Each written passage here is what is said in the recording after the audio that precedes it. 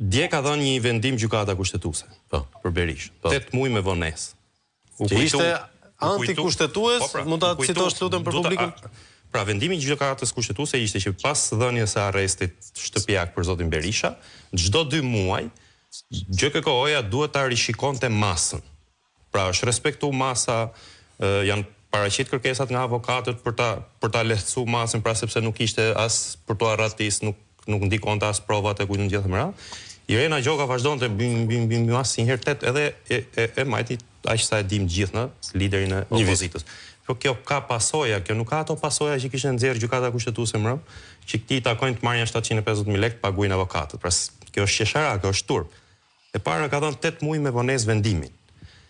E dyta ka marrë liderin e opozitës 333 ditë brenda. Çfarë po flasim në po flasim, tani thanë edhe parafolësit që i ka ca probleme dhe opozita, që vetëm ai person është që e mba, atë person ta ja majtën mbyll 333 ditë. Dhe paketuni pal zgjedhje. Dhe paketuni pal zgjedhje u krye ajo punë. Pra, shiko çfarë bën gjykata kushtetuese. Pse e bën këtë? Se ka hallet e veta tani. Se do vinë masa, kërkohen masat për Ballukun. Kemi rastin që do i gjykojnë gjykata kushtetuese rastin e Ballukut edhe hapin precedentin si apo ja dhëm dhe Berishës, po japim dhe Ballukut. Pra ky diskurs i Ramës për drejtësinë, ne kemi folë edhe herë tjera këtu. Pra ai e kontrollonte drejtësinë, kështu e besoj unë. Ai e kontrollonte drejtësinë sepse drejtësia jonë është financuar nga Amerika dhe nga Europa. Ai që të financon, ai të kontrollon. Kontrollorin që kishte në SBA, kjo drejtësi Edi Rama e kishte pronarin e vet.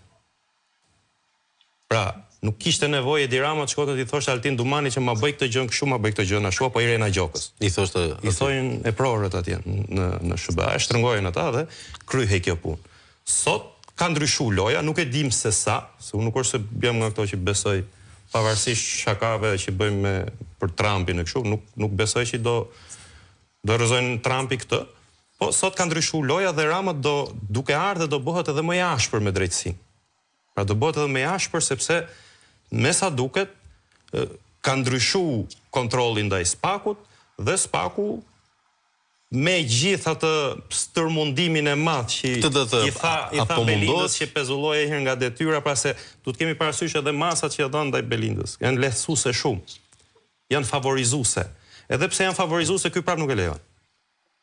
Pra shikojnë raport me Ilir Metën, Ilir Meta rri në burg, nuk i merret asgjë në shqyrtim, unë nuk jam simpatizant i Ilir Metës. Po nuk i merret asgjë parasysh Ilir Metës. Për Belinda Ballukun bëhen gjitha këto temena me urdhër të Edi Ramës, me interesat e Edi Ramës, dhe ajo që e përmbyll këtë turp, për mua e përmbyll gjykata kushtetuese. Nuk e di se çfarë vendimi do jap, po nëse jep vendim në favor të Edi Ramës dhe të Belinda Ballukut, nuk e di çfarë duhet presë opozita, që thotë do bëj protesta paqësore, nuk e rrëzoj me ndryshe. S'është dhunë ajo, pra se nuk janë dhunë protestat që bëhen në Francë, në Greqi, pra këtë logjik duhet kuptojnë edhe opozita jonë, janë mes të Evropës ata bëjnë të tilla protesta. Atëherë nuk e di se çfarë do ndodh. Do thënë këtë jam duke prit me kërshëri të madhe. Për sentencën.